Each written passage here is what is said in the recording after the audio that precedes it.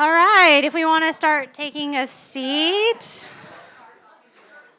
we are going to start the last and best session of the day. I'm not biased. My name's not on the slide at all.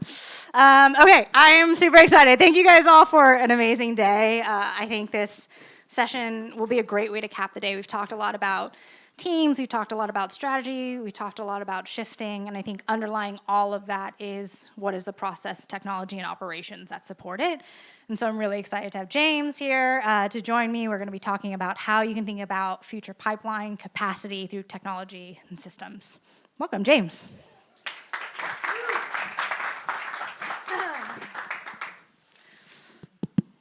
Is this on? Yeah. Yeah. So Laura mentioned earlier at the very, very beginning of the day that one of her most important hires that she had was a sales ops hire. And I think we are all very familiar with revenue operations, go-to-market operations as this growing field that supports the entire revenue business. James has built his entire career, decade-long career in ops. Right now he leads go-to-market strategy and operations for Writer. They are an enterprise Gen AI company. They just raised a $100 million Series B. Not doing too shabby. Before that, he was a really early hire at Asana, grew over 6 years there, owning and running a 40-person revenue operations team across strategy, process, and technology. I think your first role there was a sales engineer, moved into sales ops, chief of staff, has done a variety of roles, so really, really excited for all the wisdom you're going to share. Thanks for having me. Yeah.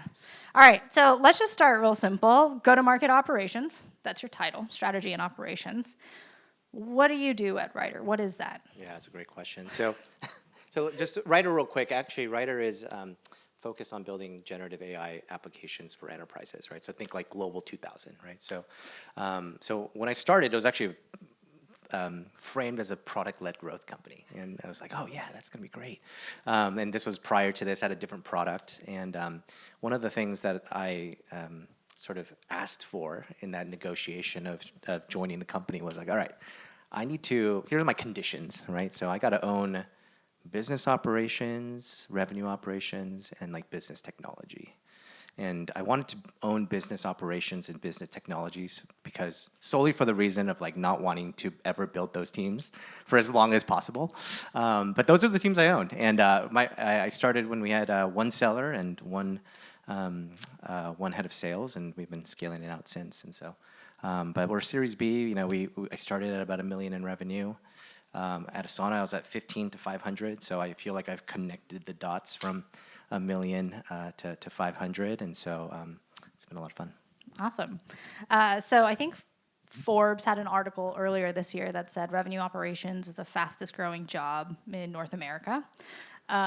There's many ways that revenue operations can go right, and there's a lot of ways RevOps can go wrong. So in this history of growing teams, what are the biggest pitfalls you see RevOps falling into, and how do you help as a leader get them out, whether you're a RevOps leader or a revenue leader? Yeah, I think it's actually quite different based on stage. So I'll kind of talk about a few pitfalls. So if you're early stage, I think you're focusing too much on systems and operations, right? So really, like, if you're an early stage company building out revenue operations for the first time, you need to get to a state where you get as many of the leading indicators into visibility as fast as possible, right? And leading indicators to me are like, do you have enough pipeline?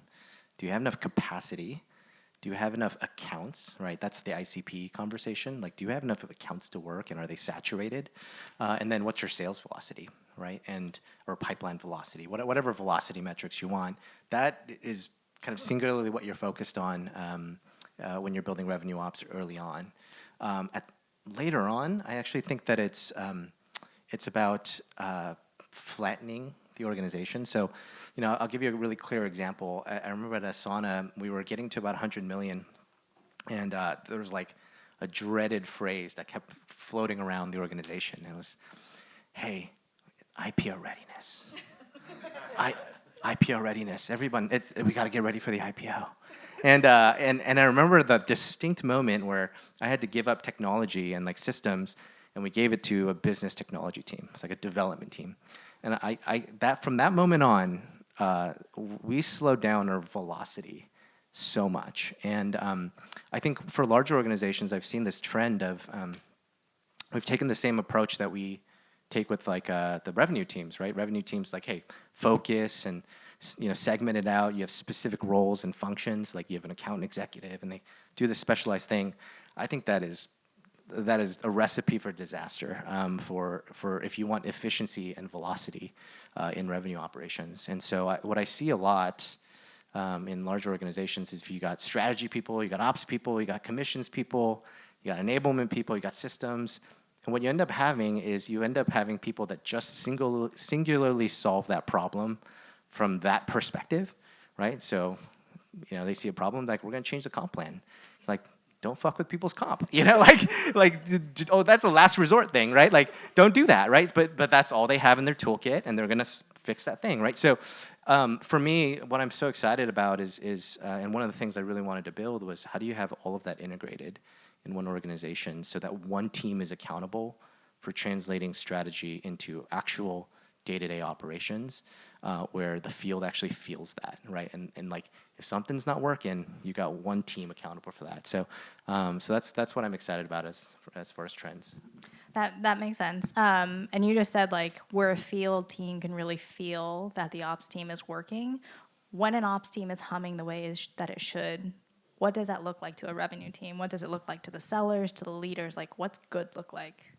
Yeah, so it's a great question. So I remember interviewing people for my team at Asana, and we got to this great candidate. Like, it was predominantly for operations, and I'm like, he comes to me and he's like, I need strategy in my title. Like, I'm like, okay.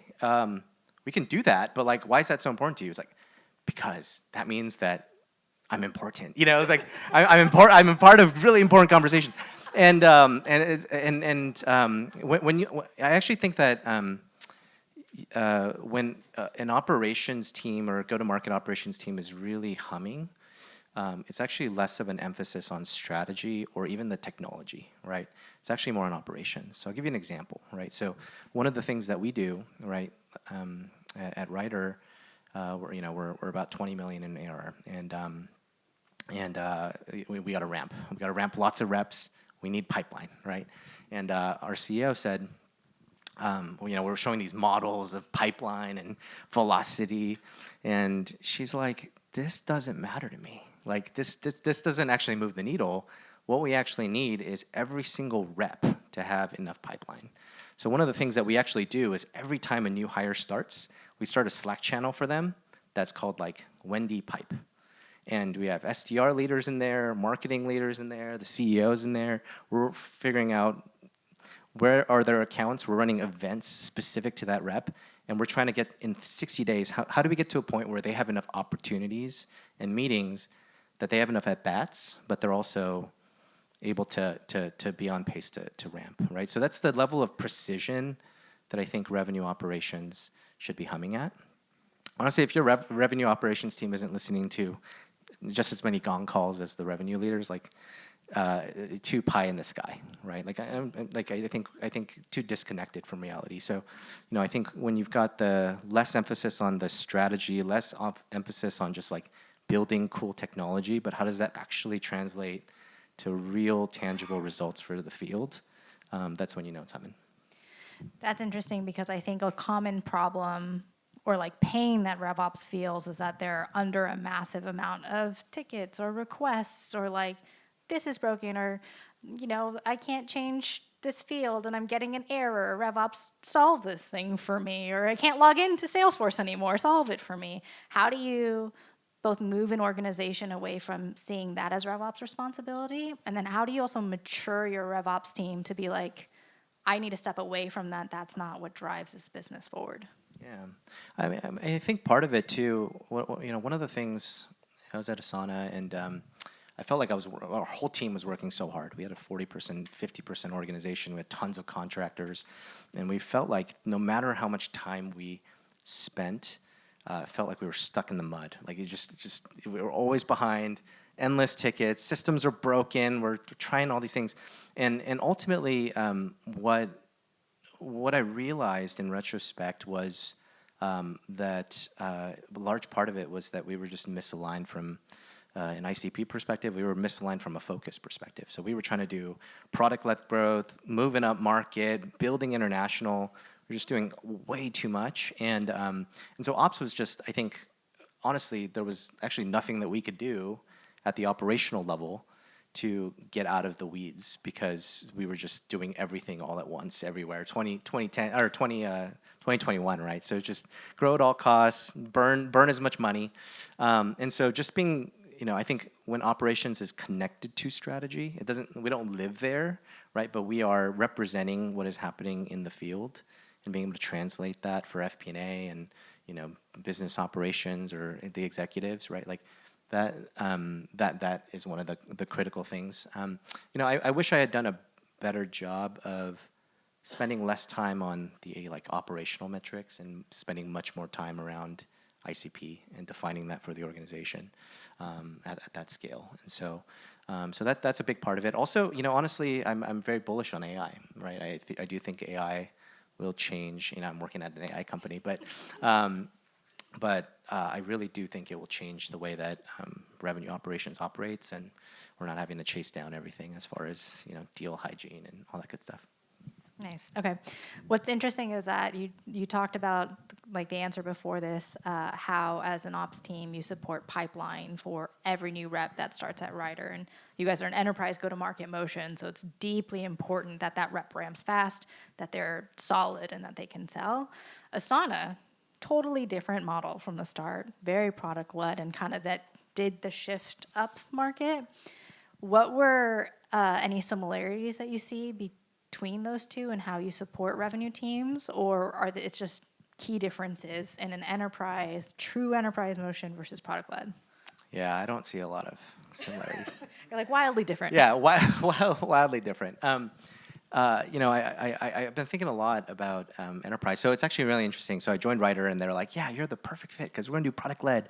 And then I came on board, and I realized, product-led is not the way we need to go to market with this. So we just turned all of it off pretty much and did fully enterprise. And I mean enterprise in Global 2000, our customers like Accenture, United Health Group, like L'Oreal, Vanguard, right? So Salesforce, right? So big companies, right? So the thing I realized is that in enterprise, you can do things that don't scale for way longer.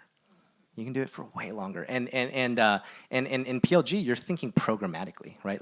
We would have never done the pipeline thing because we were closing 10,000 deals a quarter, right? We didn't have the level of scrutiny and deal inspection because we couldn't, right? So we kind of cherry pick okay, if they're above 25K, we're going to spend a little more time on them. So just a very different model, but one of the things that we did at Asana super well was connect, and we had a very good sense of, okay, if we launch XYZ product, how will that monetize? And how do we make sure that we are building product that the sales team can leverage and sell? And I think that was something that we got really good at and precise with. Whereas in enterprise, you're kind of building for what the customer's asking for. That's interesting. In product-led, you have a really strong partnership with product, as you're saying. And then on the enterprise side, marketing, incredibly important. Customer success, incredibly important. How do you manage and help manage those cross-functional relationships as often a translation layer of what's going on in the field and what do we need to support them? How do you help manage marketing, product, customer success to make sure everyone's on board to helping the revenue team succeed? Yeah, that's a great question. For us, we've been really focused on cultivating this customer-centric approach, right? It's not product-led, it's not sales-led, it's customer-led, right? Meaning that everyone in the organization is singularly focused on delivering value for the customer.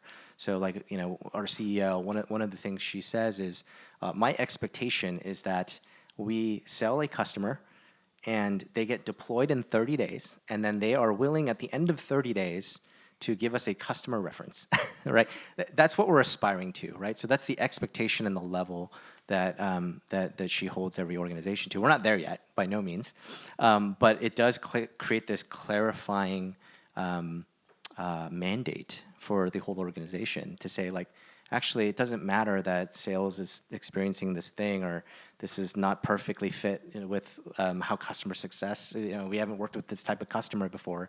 Doesn't matter. Like, we're all going to chip in, we're all going to dive in. So I think that's one element of it, is the culture and the expectation that you set for customer experience, right? Coming back to the notes earlier in previous sessions. The other part from my role is that I get to both be in the weeds, right, at an operations level, as a systems level, but then also tied to the company priorities and objectives, right? So my job is literally, I distilled it down to a simple phrase, which is, my job is to point out contradictions, right? So that's revenue ops. Like, literally, we're just saying, yeah, that doesn't make sense based on what this other person said. Like, we should talk about that, right? And so so much of getting to the point of building those leading indicators where you're able to have those conversations. Hey, we don't have enough capacity. What can we do about it? How do we get ahead of those conversations? We have 6 to 9 month sales cycles. We need to be talking about that right now, because it's going to affect how 6 to 9 months out. And so by having that in revenue operations, by having that visibility and building that cadence, you're able to be proactive, right? With HR, right? Or people or talent, you're saying, we don't have enough capacity. How do we unblock that? We don't have enough pipeline. We don't have enough accounts. Our accounts are saturated. Let's go talk to product and figure out how do we think about our expansion strategy, or expanding our TAM, right? Like, those conversations, revenue operations is uniquely positioned to drive. Interesting. So we are right in the middle of, you are right in the middle of financial fiscal planning. I'm sure some other people are, or in the middle of quarterly planning or wrap-ups. Thinking a quarter ahead or 6 to 9 months ahead, where does operations sit in terms of helping unlock future pipeline? How do you make sure that you're not only solving problems next quarter, but you're thinking about those 6 to 9 months ahead? Like, how do you as a leader use a framework or your leading indicators or anything to drive that conversation? Yeah, so much of my job is looking at the model and the leading indicators, and literally like, again, coming back to the contradictions, right? Like, we want to grow at this rate.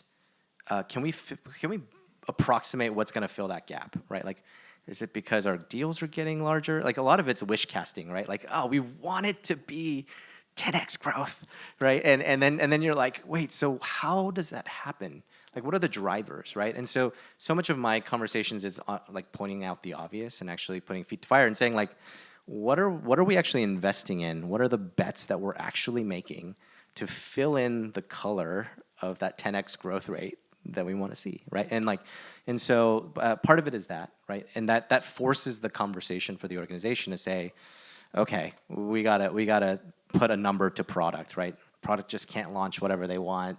We have to actually put accountability towards it. Or, hey, we need to hire this much, and we need to be comfortable with that burn, because we want to grow at that rate. Or, hey, like, we need to scale programmatic spend for marketing. We don't have enough, right? So it's really about identifying those places where there's those contradictions. Like, okay, we said we're going to grow 10x. What does that actually mean? And that's a big part of what I'm trying to do beforehand, and what I think revenue operations should be doing. So yeah.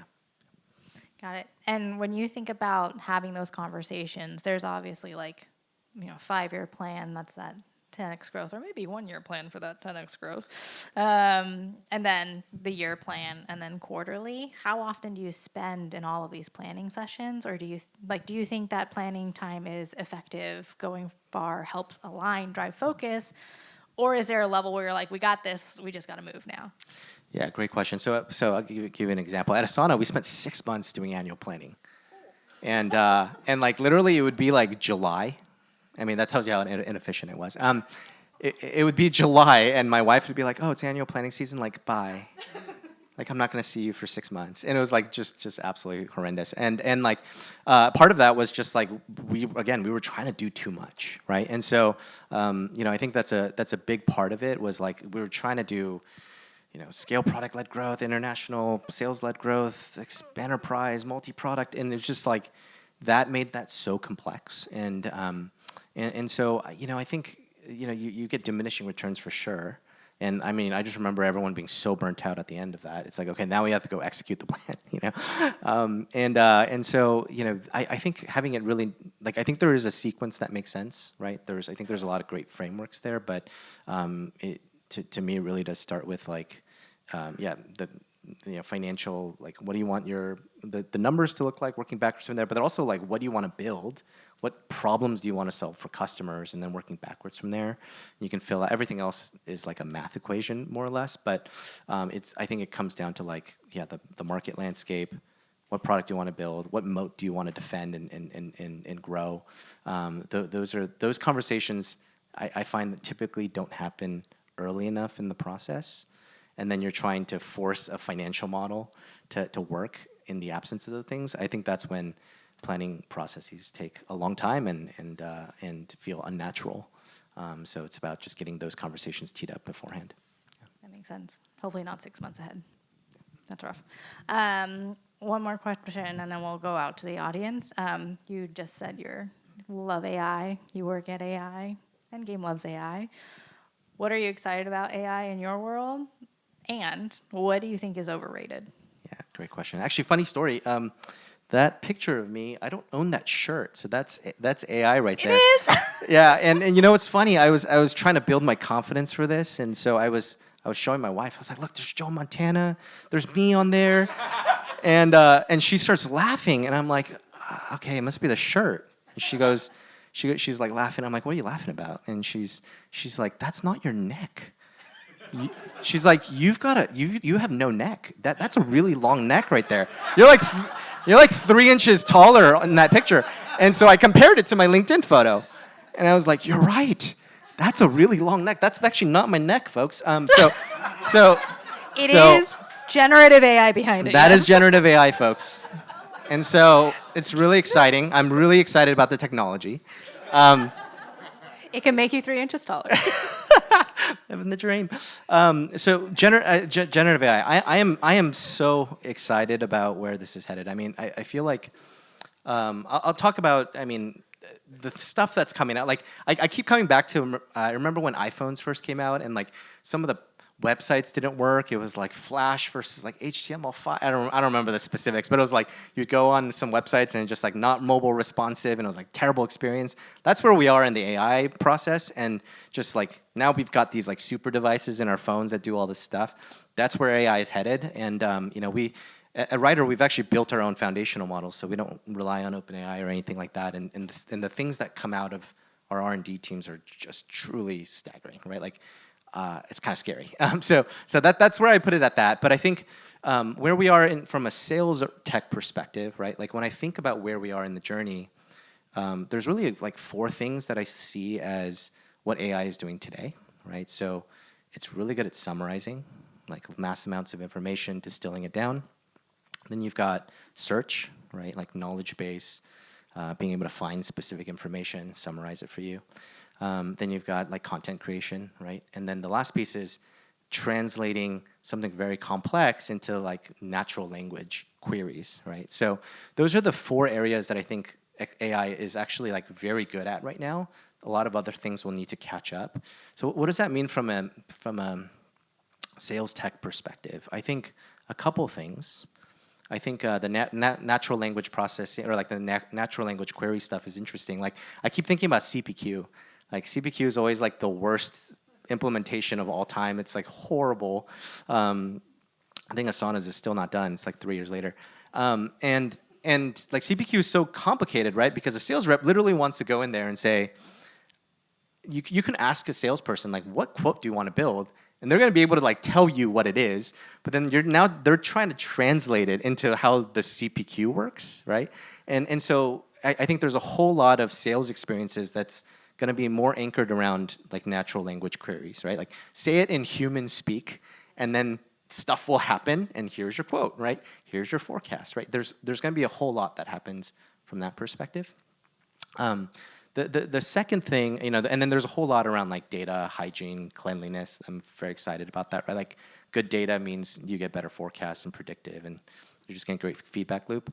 The third thing is actually what I'm sort of thinking like medium term, which is I I think what we're going to see is like, I think a year from now, you're going to have an AI assistant in your email that's literally scanning everything and giving you a summary of what's happening. So imagine being a sales rep in that environment where you now are not only filtered by a spam filter, but now you are filtered by an AI assistant, right? And so I actually think that I've been thinking a lot about, I was like scrolling my Twitter and like, my Twitter feed's like very weird, like, stock things and memes. And then, but there was a really good quote in there from Jeff Bezos, and he talked about like, hey, people ask me a lot about what is going to change. And he said, actually, the more important thing is actually what doesn't change, right? So he was talking about it from the context of Amazon. He's like, what doesn't change is that everyone wants free shipping. Everyone wants shipping faster. Everyone wants cheaper prices. That will not change, right? And so I think for AI, like, I suspect that a year from now, like, it's getting harder and harder to, mass blast people, smile and dial, like, all that's already hard, but it's gonna really just disappear. And I think the things that start to matter are the, like, tangible things that don't change, right? Like, people want to get implemented faster, right? Like, people want to see true value. They want to be able to grow with you. They want good pricing and packaging that aligns with their. So like, those are the areas where I think not only just in like revenue technology, but I think where you can start to invest that feel defensible in the midst of AI changing so much. I think those are the areas that, like, as a leader, I would encourage you to think about and invest in. Nice, awesome. All right, maybe we open up for questions from the crowd.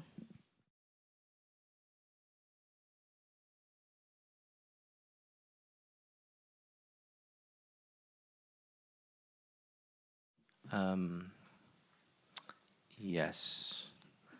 I feel very strongly that it should be one organization, because I think you get a couple things. You get disconnected metric. Like, so one of the things, it's like, what you ultimately want to do is, it's so hard to build a company, and if you're arguing internally about what matters and what the priorities are and what these metrics mean, it just feels like it's going to slow everything down. So if you can hire someone that can do revenue operations across the full life cycle, that's definitely where I would advocate for.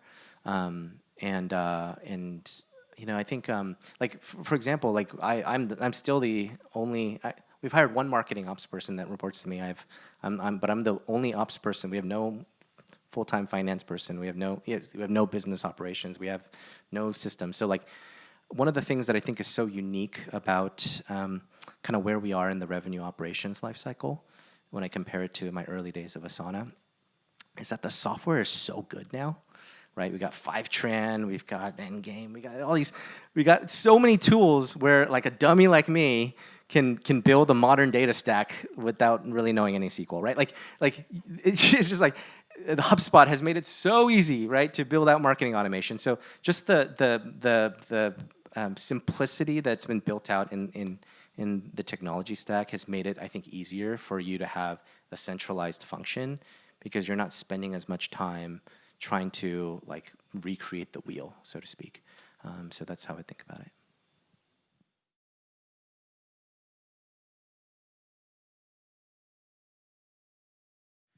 Yeah.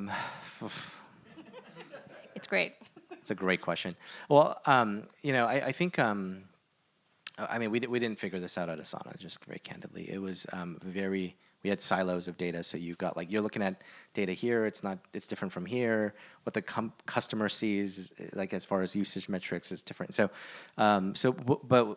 what we always tended to was making this commitment organizationally that we are gonna invest in a source of truth. And so, we eventually got to that those projects prioritized and funded to be able to consolidate it into a data warehouse and really start to look at the same thing, right? That was very much a work in progress. At Writer, I actually said, like, this is the hill I'm gonna die on. This is that important to me, right? Like, I do not want to spend 30 minutes of every conversation talking about whether the data is incorrect or is right or whatever. Like, we need to be making decisions on that data. And so I literally said, like, again, one of my conditions was like, we are going to build a centralized data function.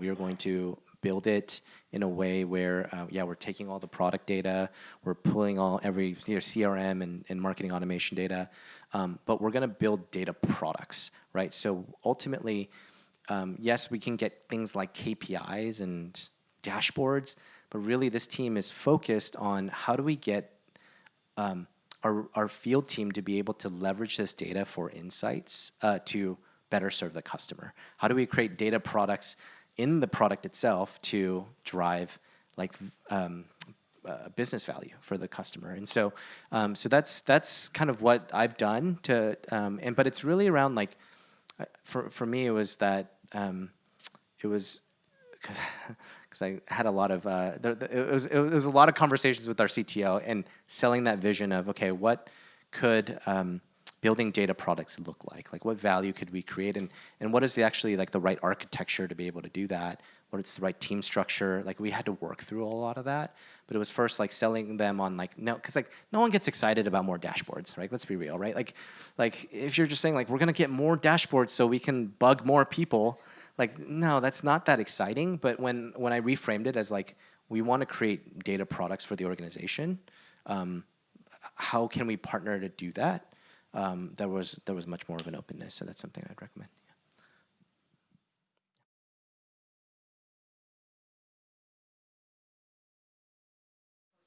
Yeah, post sales. Yeah, post sales is included. So it's for us, it's implementation, renewal, and then customer success and adoption. So those are the three things that we're looking at. I mean, the big thing is implementation right now. Like we're the majority of our business right now is new business. So we are fanatically focused on how do we compress the time for implementation, and that not only start. I think this is where you get that benefit of having one organization, right? We're finding that one of the ways that we can fix our implementation process is in the POC process, pre-sales, right? Like if we can get a better handoff, if we can more clearly define what we need to implement, it's going to be faster. And so we're tracking that, we're measuring that. So, but you wouldn't do that if it's siloed, right? So if it's CS ops and then sales ops, you're not going to get that level of like kind of stepping back and saying like, what's actually slowing this down, right? So, so that's one. A lot of the product usage. We use a tool called Matic, and that's about auto-generating quarterly business review decks with usage, so we can show and quantify, and you'll do like automatic calculators of, okay, here's the value you're getting, and so that's been big for us. And then obviously using that same product data to do things like churn forecasting and like, okay, this account's turning red. And those are the two primary things we focus on right now.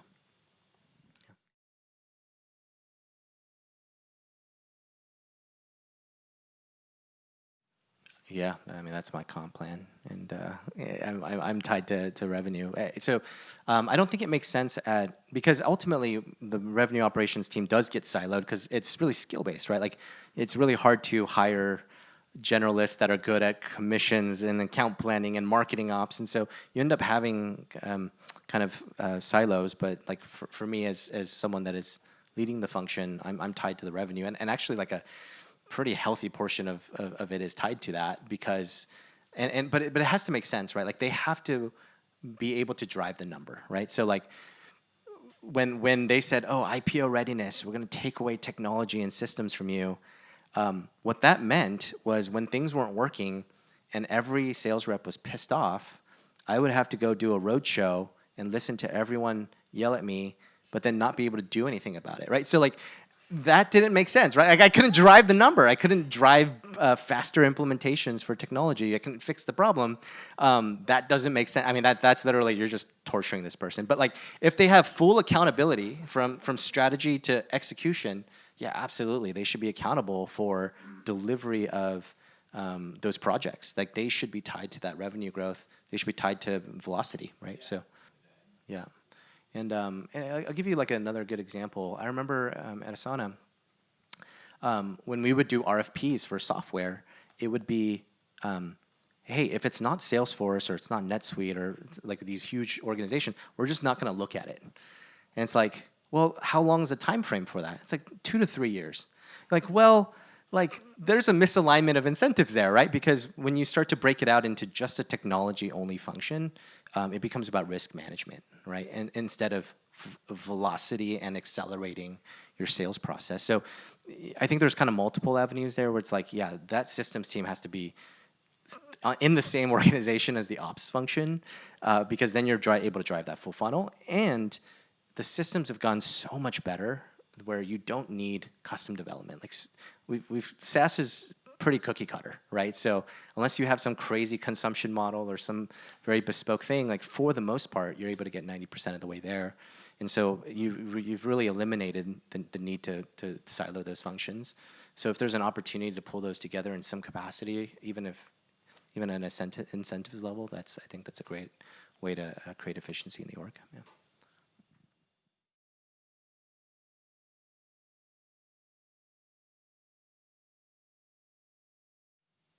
I have no comment here because we haven't figured it out. And like Writer's at a point now where it's pretty simple, right? And we're just trying to grow the pie, so we're not at a point. So I don't know how to there's tools for multi-attribution. We haven't really gotten to that point. I would love to graduate to that point where that's a problem of ours. Honestly, like we are all maniacally focused on growing the pie and pipeline and driving that accountability across the whole org. And the exec, like half the exec team is focused on and comped on pipe gen, right? And like building that for the organization. So it's not like a us versus them, or like you didn't do this, or the STRs are taking credit for it. It's like single org.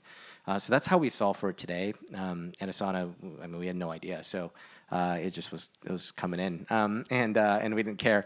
So What a great place to be in. yeah, it was 2021, folks. So yeah, I don't have too much to add to that. I think as someone from a marketing side, just talking about source, that also hurts me a little bit, and I also like to say no comment. But I do think back to Laura's phases that she referenced earlier, and I think as you think about as a company grows in phase, that's when you start thinking about complexity of that kind of tracking and attribution tracking. I think when you're in the earliest phases, it's one team, one dream. Like Cabot and I at a company before this, I led marketing, he led sales. It was just like, right, the rep is just going to ask and like understand where did this person come out of, not so we can attribute it, but it's more so what can we learn, what can we do better, that deal actually went fast, how do we go repeat that? And so I think as you scale and you grow, multi-touch attribution, all of those things become important when you're looking at budgets and dollars and scale. In the early days, it's more important what are you learning and how can those learnings help grow faster. Yeah.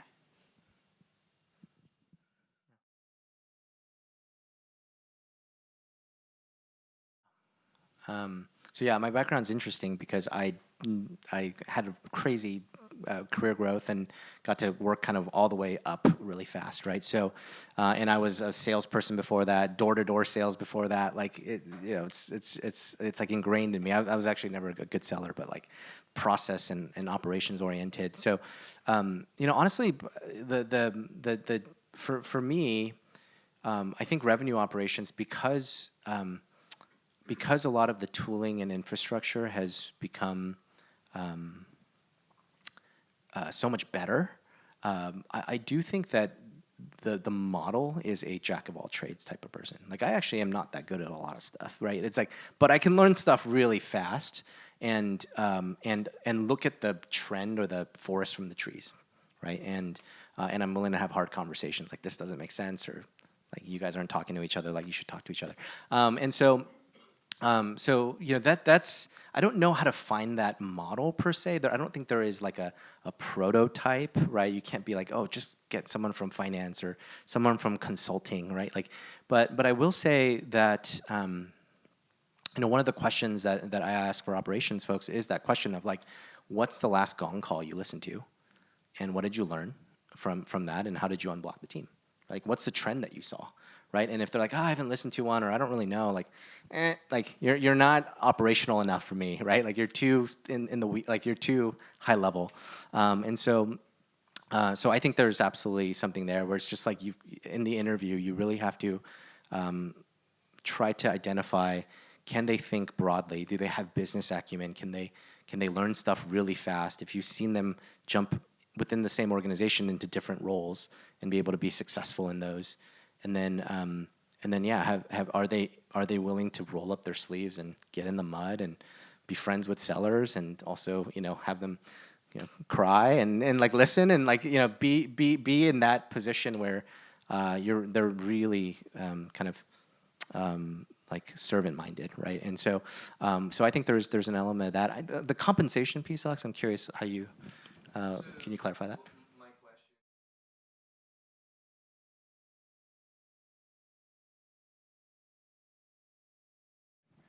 Yeah, both of those leaders are phenomenal.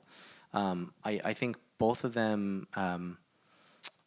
were focused on doing right by the customer and doing right by their team, always, right? And were courageous. Like they're bold. They're bold, willing to have the hard conversation. So those are the things that aligned with what I cared about. Less of like any sort of metrics, numbers, anything like that. It was more that feeling of like, wow, like they're equally ambitious and empathetic, and there's a blend of both of those that felt really powerful, and so that's why. Yeah. One last question.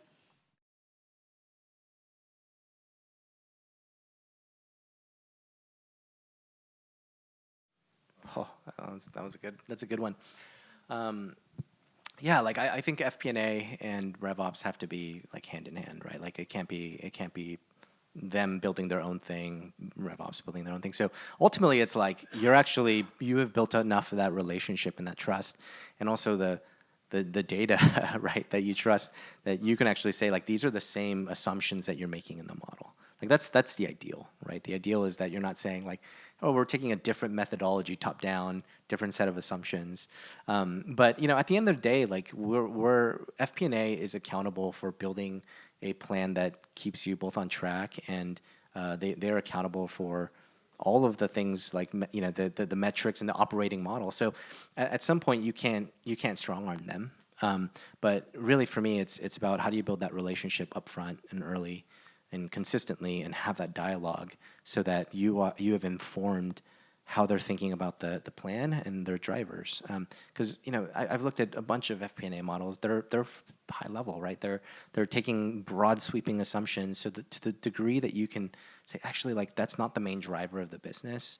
These are the metrics that matter, right? Like a product-led motion is predominantly based on leads, right? Like how many leads and free trials are coming in, and how are they converting?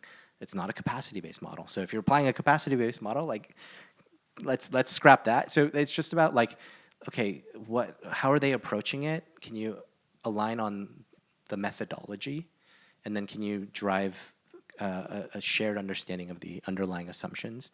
And that I don't think happens in the planning process. The planning process is like that's too hard to do it. Then everyone's mad at each other and grumpy and haven't seen the light of day for like 2 months. So I just don't think that's the right time to build that. So it's just throughout the rest of the year.